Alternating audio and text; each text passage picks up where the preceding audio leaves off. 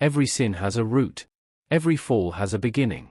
And the Bible tells us that the very first sin in the universe wasn't committed by a human being, but by a shining angel who wanted to be God. And that same desire still lives in every human heart today.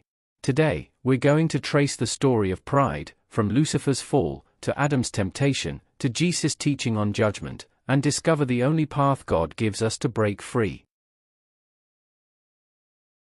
Isaiah describes a being called Shining One, Son of the Dawn. A glorious creature who said in his heart, I will ascend into heaven. I will exalt my throne above the stars of God. I will make myself like the Most High. This is the essence of pride. The desire to rise above the place God created for you.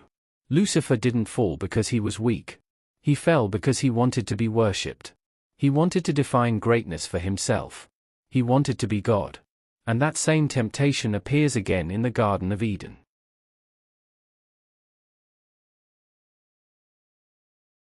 The serpent approaches Eve with a familiar whisper. You will be like God, knowing good and evil. This wasn't about fruit. It wasn't about hunger.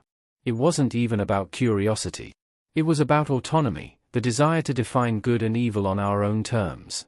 Lucifer said, I will ascend. Adam and Eve said, we will be like God. And humanity has been repeating that pattern ever since. Centuries later, Jesus addresses this same root issue in a surprising place. Our judgment of others. He says, do not judge, or you too will be judged. He's not forbidding discernment. He's forbidding self-exaltation through judgment.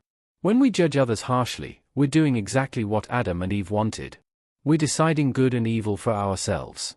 Then Jesus goes deeper in Luke 6. If you love those who love you, what credit is that to you? The Greek word here is agapē, God's kind of love. A love that is unconditional, selfless, merciful, not based on reciprocity. Jesus is saying, if your love is only for people who treat you well, that's not agapē. That's self-interest. And self-interest is just pride in disguise. Jeremiah asks a haunting question. Can the leopard change his spots? The answer is no. And neither can we change our own hearts. You cannot remove pride by willpower. You cannot stop judging others by trying harder. You cannot uproot resentment, bitterness, or hatred on your own. The human heart cannot fix itself. So what hope do we have? Jesus says, my sheep hear my voice. I have come to call sinners to repentance. Repentance is not guilt. It's not fear. It's not behavior modification.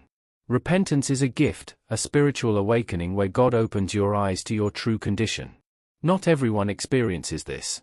Some people imitate Christian behavior without ever being transformed. But for those whom God calls, repentance becomes the doorway to new life. And often, God uses suffering to bring us there. People hit rock bottom. They experience humiliation, loss, or pain. And in that moment, their soul cries out, God, I can't do this anymore. That cry is the beginning of repentance.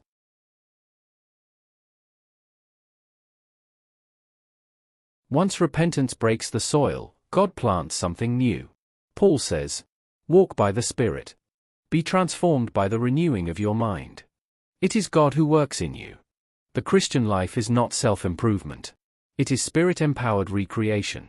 God doesn't make you a better version of yourself. He makes you a new creation.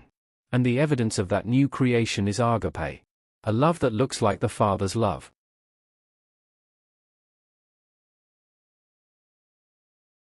Pride brought down an angel. Pride corrupted humanity. Pride still blinds us today. But God calls us to something better. Repentance, mercy, humility, transformation. Agapē love? The question is not, can you change yourself? You can't. The real question is, are you willing to let God change you? If this message spoke to you, share it with someone who needs hope. And if you want more biblical teaching presented clearly and cinematically, subscribe for future videos. Thanks for watching, and may God's mercy lead you into true transformation.